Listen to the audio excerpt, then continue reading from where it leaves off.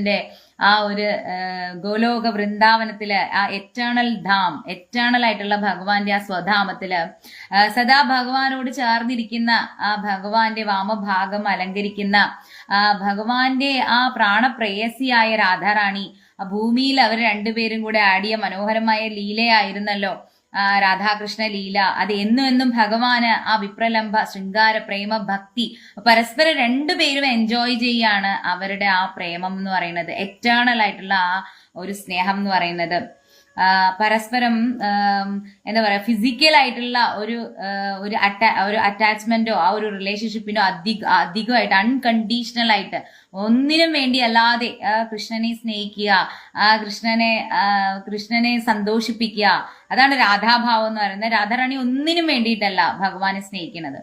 അപ്പൊ അതുകൊണ്ടാണ് രാധാറാണി എന്ന് പറയുന്നത് ഭഗവാന് ഏറ്റവും പ്രിയപ്പെട്ട